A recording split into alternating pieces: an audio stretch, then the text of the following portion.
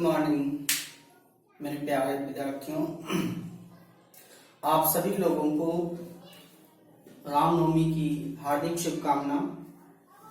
VK mathematics classes की ओर से आप सभी लोगों को रामनवमी की हार्दिक शुभकामना।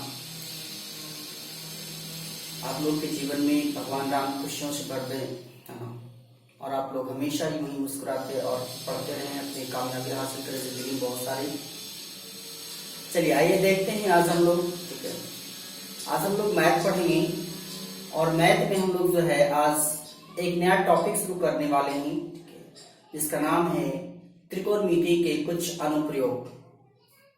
त्रिकोणमिति के कुछ अनुप्रयोग में हम लोग जो है आज पढ़ेंगे ऊंचाई एवं दूरी को, जिसको हम लोग कहते हैं हाइट एंड डिस्टेंस। काफी इंपॉर्टेंट टॉपिक है आपके एग्जाम के पॉइंट ऑफ व्यू से देखा जाए तो। इसमें हर साल एग्जाम में 10th क्लास की बात कर रहा हूँ, क्लास 10th में क्वेश्चंस आते ही आते हैं। इसके अलावा ये आपके कॉम्पिटिटिव एग्जाम के लिए भी काफी इंपॉर्टेंट है। इसमें पहले हम लोग आज थ्योरी को कवर करेंगे और कुछ क्वेश्चंस को भी करेंगे, और हम लोग लगभग इसमें 50 to 60 क्वेश्चन के अप्रॉक्स 50 से 60 क्वेश्चन को करने वाले हैं, प्लस थ्योरी भी करने वाले हैं। तो इस चैप्टर को बढ़िया से समझना है, सीखना है और देखना है कि कैसे इसका इस्तेमाल करते हैं। इस चैप्टर को एक बार पूरा पढ़ने के बाद थ्योरी पढ़ लीजिए बढ़िया से। थ्योरी आपको हम बता देते हैं आज। थ्योरी के अलावा एक्सरसाइज आप लोग पढ़ लेंगे ना, तो आप लोग को कभी भी हाइट एंड डिस्टेंस में प्रॉब्लम नहीं होगा, इसको कैसे सॉल्व करते हैं। ठीक है, तो देखते हैं कि हाइट एंड डिस्टेंस को हम कैसे सॉल्व कर सकते हैं और इसमें क्या क्या एप्लीकेशन हो सकते हैं। तो आइए समझते हैं और सीखते हैं हाइट एंड डिस्टेंस को। हाइट एंड डिस्टेंस को अगर पढ़ना है तो सबसे पहले जो है हम लोग जो है समझना होगा हम लोग को कि उन्नयन कोण क्या होता है। अभी तक आपने पढ़ा होगा कि संगत कोण क्या होते हैं, सविमुख कोण क्या होते हैं, है ना। तो आज एक नया एंगल्स हम लोग को पढ़ना है, ठीक है, और उसको हम कहते हैं उन्नयन कोण। तो उन्नयन कोण को इंग्लिश में कहा जाता है एंगल ऑफ एलिवेशन। क्या है उन्नयन कोण? उन्नयन कोण को समझनी है, सबसे पहले कुछ बातों को समझना होगा, सीखना होगा आप लोग को। तो देखते हैं, है ना, और सीखते हैं कि उन्नयन कोण क्या होता है। देखिए, कहते हैं मान लीजिए आपके पास एक वस्तु है, एक ऑब्जेक्ट है जो कि आपके यहाँ पे है, रखा हुआ है, और कोई प्रेक्षक यानी कोई व्यक्ति जो है ना, यहाँ से उस वस्तु को देखता है। तो प्रेक्षक से अगर वस्तु को देखता है ना, ये प्रेक्षक का जो आई कांटेक्ट होगा, ठीक है, आई जो होगा यानी आंख जो होगा, ठीक है, तो उसके आंख है ना, उसके मान लीजिए ये एक्चुअली आंख है, ठीक है, ये आंख है, ठीक है, ये आंख है। तो इस आंख और इस वस्तु के बीच एक रेखा होगी ना, सोचिए काल्पनिक रेखा होगी, ठीक है। उस काल्पनिक रेखा को हम कहते हैं दृष्टि रेखा, लाइन ऑफ साइट कहते हैं, लाइन ऑफ साइट कहते हैं। तो लाइन ऑफ साइट क्या होता है? दृष्टि रेखा जो होता है प्रेक्षक और वस्तु को मिलाने वाली रेखा होती है ना। हाँ, ये क्या है? क्षैतिज रेखा है। तो दृष्टि रेखा और क्षैतिज रेखा के बीच जो बना कोण होता है उसको हम लोग कहते हैं उन्नयन कोण। याद रखिए, दृष्टि रेखा और क्षैतिज रेखा के बीच बना कोण उन्नयन कोण कहलाता है। कंडीशन आपका होना चाहिए कि जब कोई वस्तु ऊपर है और प्रेक्षक नीचे है, यानी उन्नयन कोण में हमेशा प्रेक्षक जो है नीचे होनी चाहिए, वस्तु ऊपर होनी चाहिए।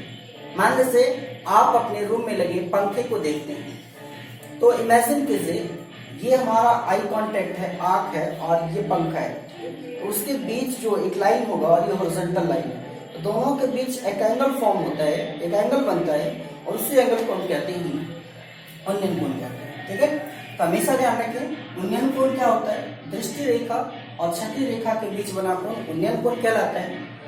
इसमें ध्यान रखेंगे कि वस्तु हमेशा ऊपर होनी चाहिए और प्रेक्षक यानी देखने वाला जो व्यक्ति है वो नीचे होना चाहिए, तभी ये एंगल बनेगा।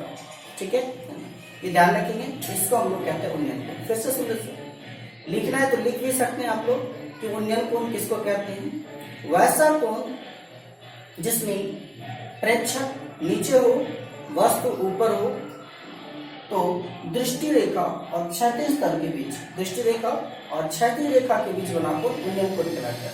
फिर से, क्षैतिज रेखा और दृष्टि रेखा के बीच बना कोण उन्नयन कोण कहलाता है जब कोई वस्तु ऊपर हो और प्रेक्षक जो है वो नीचे हो। क्लियर बात है? इसको हम लोग कहते हैं उन्नयन कोण। आगे बढ़ेंगे, सीखेंगे कि अवनमन कोण क्या होता है। अवनमन कोण समझना है तो कुछ नहीं है।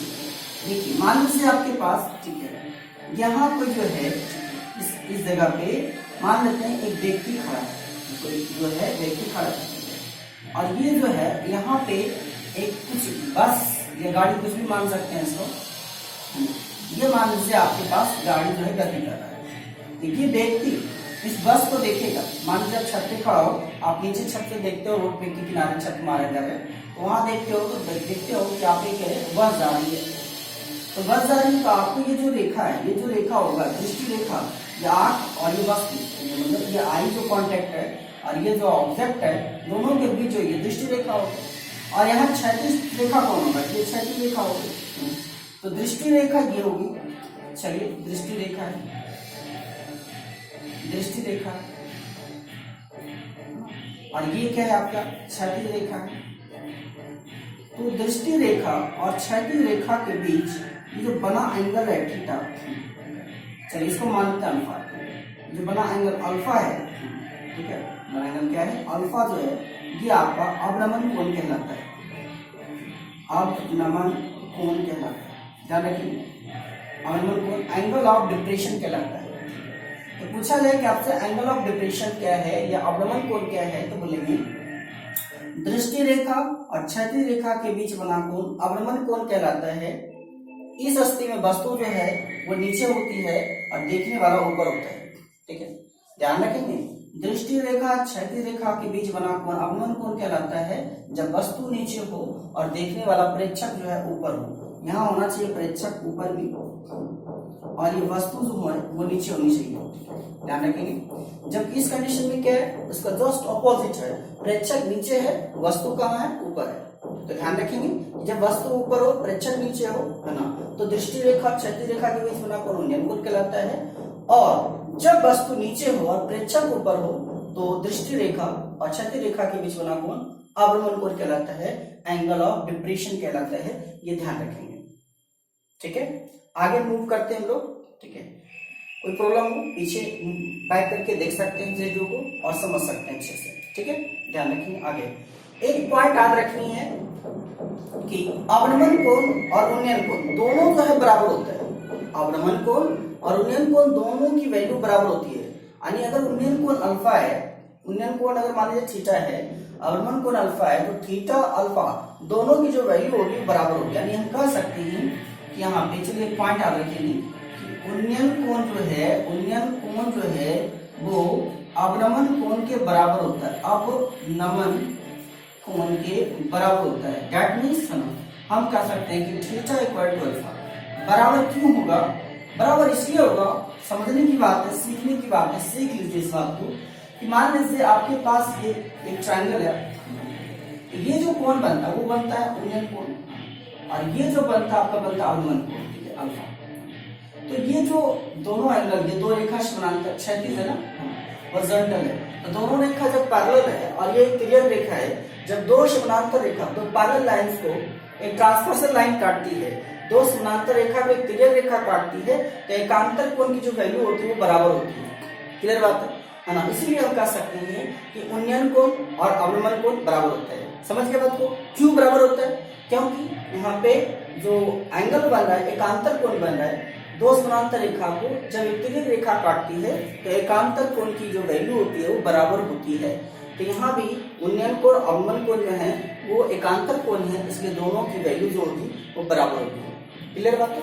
आगे बढ़ते हैं। तो आप समझ गए होंगे उन्नयन कोण क्या है, अवनमन कोण क्या है, याद रखना है, समझना है दोनों को। और उन्नयन कोण और अवनमन कोण हमेशा ध्यान रखें कि बराबर होता है। उन्नयन कोण 60 डिग्री है तो अवनमन कोण भी 60 डिग्री होगा, उन्नयन कोण 50 डिग्री है तो अवनमन कोण भी 50 डिग्री होगा। क्लियर बात है? आगे बढ़ते हैं, मूव करते हैं।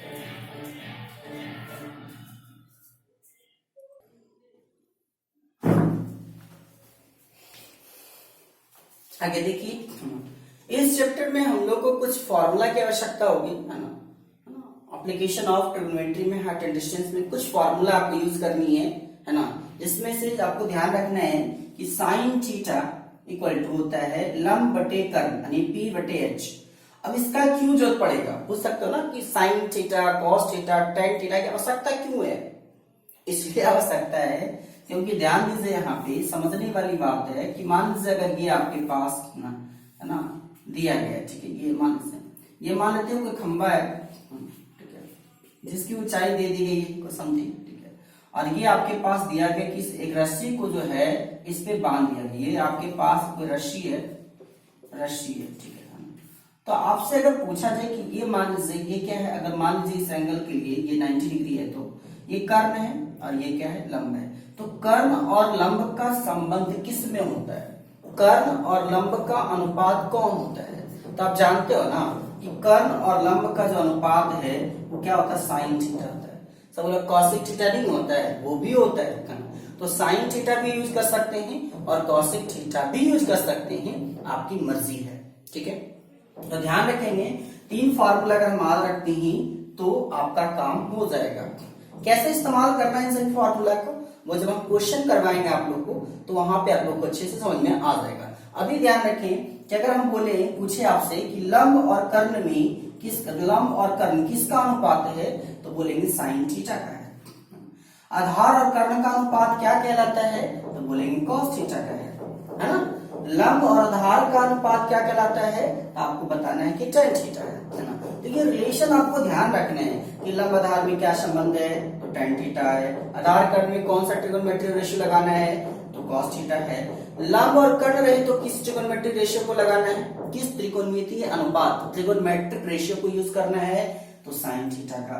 तो ये आपको ध्यान रखें। इसके अलावा कुछ वैल्यू आपको यूज होगा, जैसे साइन 30 की वैल्यू कितनी, 1/2, साइन 45 की वैल्यू कितनी, 1/√2, है ना। ये आपने पढ़ा होगा कुछ विशेष कोणों के त्रिकोणमितीय अनुपात में। अगर अच्छी बात है आदे तो अच्छी बात है, नहीं आदे तो और अच्छी बात है, अच्छे से याद कर लीजिए क्योंकि इन सब का इस्तेमाल होने वाला है इस चैप्टर में, ठीक है। देखो एक बार बता देते हैं यहाँ पे, साइन 30 की जो वैल्यू होती है ना 1/2, साइन 45 1/√2, साइन 60 जो है √3/2 होता है, cos 30 √3/2, cos 45 1/√2, cos 60 1/2, tan 30 1/√3, tan 45 1 और tan 60 √3। तो ये आपको कम से कम इतना याद रखें, 10 क्लास में इतना से ज्यादा नहीं पूछ सकता है, इतना आपका काफी है बेसिक के लिए। और भी जैसे 42.5 डिग्री, 75 डिग्री, ये सब आपको नहीं पढ़ना है। आपको ये सब कॉम्पिटिटिव एग्जाम में पूछ सकता है। तो वहां जब हम अभी 10th क्लास के लिए हम लोग का इतना सिलेबस में हम लोग का है तो इतना ही कवर करेंगे। जैसे ही हम लोग को हाई अगर पढ़ना रहेगा, आप लोग को और भी कुछ क्लास पढ़ना रहेगा, मतलब और अच्छे अपर लेवल का पढ़ना रहेगा तो हम उसको भी सिखाएंगे आप लोग को, है ना। अगर वो आपको वीडियो चाहिए तो उसके लिए कमेंट बॉक्स में कमेंट कीजिए कि हाँ सर और थोड़ा सा लेवल को आप कर दीजिए तो हम बढ़ा देंगे। चलिए ठीक है, फिलहाल के लिए ध्यान दीजिए, ये आपको ध्यान रखनी है, ठीक है ना। इसके अलावा आपको क्या समझना है, इसके अलावा और भी हम कुछ बातों को बताने वाले हैं जो कि आपको ऑब्जेक्टिव अप्रोच के लिए काफी इंपॉर्टेंट है, और समझिए उस बात को सीखिए।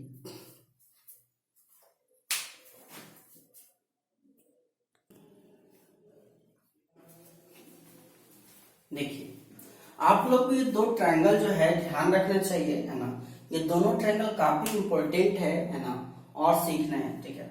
अगर आपसे कहा जाए कि ये मान लीजिए, है ना, एक समकोण त्रिभुज है जिसका एक न्यून कोण 45 डिग्री है। अगर एक राइट एंगल ट्रायंगल है और उसका एक एक्यूट एंगल 45 डिग्री है, इसका मतलब क्या होगा, इसका मतलब हुआ उसका दूसरा एंगल भी जो होगा वो भी 45 डिग्री का ही होगा, है ना। तो ये 45 डिग्री है तो ये भी 45 डिग्री होगा। ये कितना डिग्री है, 90 डिग्री है। तो याद रखेंगे अगर कोण एंगल जो है 45, 45 और 90, है ना, ये कोण की बात कर रहे हैं कि अगर कोण जो है 45 डिग्री और 90 डिग्री में हो तो उसके जो भुजा है, सामने की जो भुजा है, कोरस्पॉन्डिंग साइड्स जो होगा, संगत भुजा जो होगी, तो ध्यान रखेंगे 45 के सामने वाली जो भुजा होती है वो 1 होती है। इस 45 एंगल तो यहाँ भी 1 होगा और 90 के सामने वाली भुजा √2 होगी। तो ये याद रखना है कि 45 डिग्री और 90 डिग्री में हमेशा जो है एंगल का जो रेशियो होगा वो कितना होगा। अगर 45/90 है तो साइड का रेशियो 1:1:√2 होगा।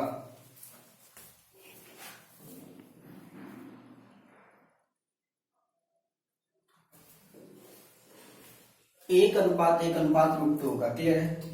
उसी तरह से अगर एंगल का जो रेशियो है 30 डिग्री, 60 डिग्री और 90 डिग्री में हो, ठीक है, एंगल अगर 30 डिग्री, 60 डिग्री, 90 डिग्री हो तो 30 डिग्री की सामने वाला जो साइड है, भुजा, सामने वाली जो भुजा है वो कितनी होगी, तो 1 होगी। 30 के सामने वाली भुजा कितनी होगी, 1। 60 के सामने वाली भुजा कितनी होगी, √3। 90 के सामने वाली भुजा कितनी होगी, 2। ये आपको ध्यान रखना है कि 30 के सामने वाली भुजा 1, 60 के सामने वाली भुजा √3, 90 के सामने वाली भुजा 2 है। इसका क्या इस्तेमाल है, कैसे यूज करना है, वो भी हम सीखेंगे।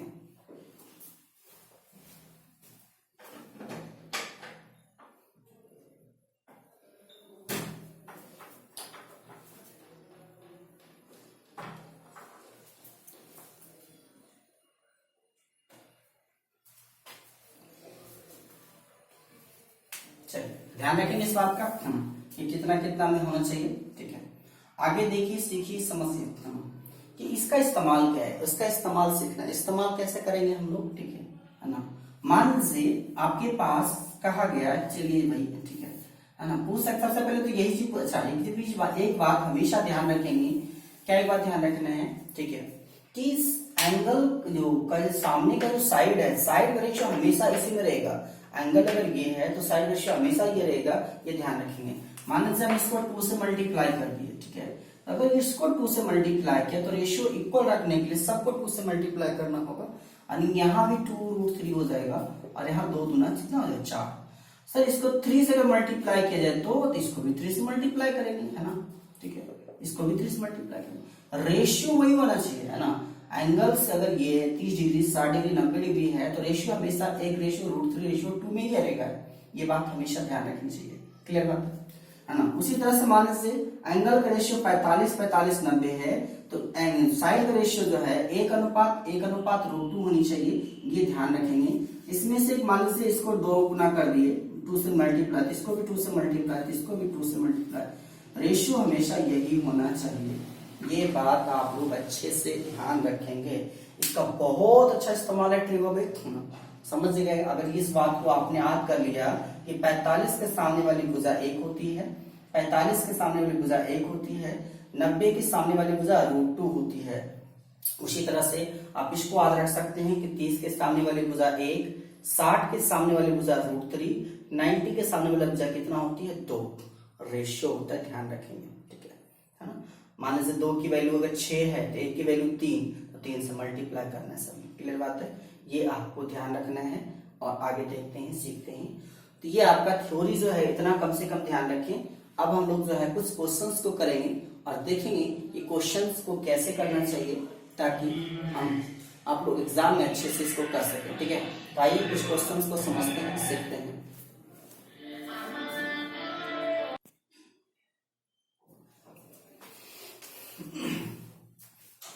देखो आगे देखते हैं दोस्तों और समझते हैं कि हाइट एंड डिस्टेंस क्वेश्चन को कैसे करते हैं, है ना, और किस अनुसार से करना चाहिए ताकि आपका क्वेश्चन आसानी से हो जाए। ठीक है, देखिए पहला क्वेश्चन है, त्रिभुज एबीसी में कोण ए बराबर 90 डिग्री है, AB बराबर 12 सेंटीमीटर है, AC बराबर 4√3 है, तो कोण बी का मान बताइए। तो सबसे पहली बात आप इसमें डायग्राम खींचोगे, क्योंकि डायग्राम अगर नहीं खींच पाओगे ना तो हाइट एंड डिस्टेंस का क्वेश्चन नहीं हो पाएगा। सबसे इंपॉर्टेंट इसमें है कि डायग्राम खींचना, रफ स्केच खींचना। और रफ स्केच कैसे खींचते हैं, बहुत इजीली ड्रॉ कर सकते हैं। आपसे कहा गया ट्रायंगल एबीसी, तो पहले ट्रायंगल एबीसी बना लीजिए जिसमें कहा गया A90 तो चलिए A को 90 हमने मेजर कर लिया। BC है, मर्जी है, BC यहाँ दे दो या B यहाँ दे दो, यहाँ C दे दो, कोई अंतर नहीं पड़ेगा। ठीक है, तो ये 90 डिग्री है और उसमें दिया गया A90 है तो 90 ले लिए, B और C जैसे लिख दिए तो हो गया ABC में A90 डिग्री। क्लियर बात है। AB कितना है, 12। चलो भाई AB 12 है ना, तो AB कहाँ गया, ये 12 है। ठीक है, यहाँ ये 12 हो जाएगा, ये 12 से। AC कितना है, 4√3। चलिए भाई AC जो है 4√3, ठीक है। चलिए AC 4√3 एंगल बी पूछ रहा है कितना होगा। चलिए एंगल बी निकालना है, मान सकते एंगल बी थीटा है, तो tan theta equal to formula होता है लंब बटे आधार, तो यानी AC बटे AB। AC की वैल्यू जो है वो कितनी है 4√3 है। AC की वैल्यू जो है क्वेश्चन के अनुसार हम देखते हैं तो 4√3 है, और AB की वैल्यू कितनी है तो 12 है, तो 4 या 12√3 3 को हम क्या लिख सकते हैं, 3 को लिख सकते हैं √3 गुणे √3 लिख सकते हैं क्या, 3 किसका स्क्वायर है √3 का स्क्वायर है, हम 3 को लिख सकते हैं √3 इंटू √3, √3 से √3 कट गया, तो tan थीटा की जो वैल्यू आ गई 1/√3 आई। tan कितना का मान 1/√3 होता है, तो tan 30 की वैल्यू होती है, तो tan 30 का मान होता है, लिखिए 1/√3 किसका मान होता है tan 30 का, tan से tan कैंसिल, थीटा का मान क्या आ गया 30 डिग्री। यही आपसे पूछा जा रहा था कि उन्नयन कोण कितना होगा, तो आ गया आपका 30 डिग्री। आगे देखते हैं, ठीक है। एक उदग्र स्तंभ 7√3 मीटर लंबा है, ऊंचा है, इसकी छाया की लंबाई 21 है। छाया जब भी बनेगा नीचे बनेगा। देखिए मान लेते हैं AB जो है आपका क्या है खंबा है, BC उसकी क्या है छाया है। अगर AB खंबा है BC छाया है, ठीक है, तो खंबा की लंबाई दी गई है 7√3 है ना, छाया की लंबाई दी गई उसकी 21 मीटर है। तो कहता है प्रकाश स्रोत का उन्नयन कोण बताइए कि उन्नयन कोण क्या होगा। उन्नयन कोण जब भी पूछेगा नीचे से ऊपर की ओर, यानी इस एंगल को पूछा जा रहा है, ठीक है। मान लीजिए एंगल थीटा है, मान सकते हैं ना, ये एंगल थीटा जब मान लिया गया तो बताइए tan थीटा का फॉर्मूला क्या होता है P/B, सब जानते हो ना कि tan थीटा, क्यों P/B, क्योंकि दिया है क्या लंब और ये क्या दिया आधार, तो परपेंडिकुलर और बेस का रेशियो किसमें होता है, वैसा कौन सा ट्रिग्नोमेट्रिक रेशियो होता है जिसमें परपेंडिकुलर और बेस का रेशियो होता है, अब जानते हो tan थीटा होता है, और होता है सर cot थीटा भी तो होता है ना, हाँ cot थीटा भी होता है, लेकिन आपका tan थीटा में ले रहे हैं, ठीक है। cot थीटा भी ले सकते हैं, उससे कोई प्रभाव नहीं पड़ेगा। तो tan थीटा P/B, P की वैल्यू 7√3, B की वैल्यू कितनी है 21 है ना, तो P/B AB बटे कितना हो गया 20, AB की वैल्यू कितनी है रख दो 7√3, BC की वैल्यू कितनी है 21, तो 7 या 21 क्या मिला √3/3, 3 को क्या ले सकते हैं √3 इंटू √3, √3 से √3 कट गया, बचा कितना 1/√3। tan कितना का मान 1/√3 होता है, tan 60 33 का होता है, तो 33 लिख दिए, यहाँ से थीटा का मान कितना मुझे 30 डिग्री, ठीक है। ये अभी बहुत ही बेसिक सा क्वेश्चंस हम लोग कर रहे हैं, बहुत इजी टाइप का क्वेश्चन कर रहे हैं, है ना। थोड़ा सा हम लोग धीरे धीरे और लेवल को अप करेंगे, है ना, एकदम शुरुआत से चल रहे, ताकि किसी भी बच्चा को है ना, जो कोई भी पढ़ने वाले स्टूडेंट हैं उनको कभी भी प्रॉब्लम ना हो, ठीक है। और इसी तरह का वीडियो अगर देखना चाहते हैं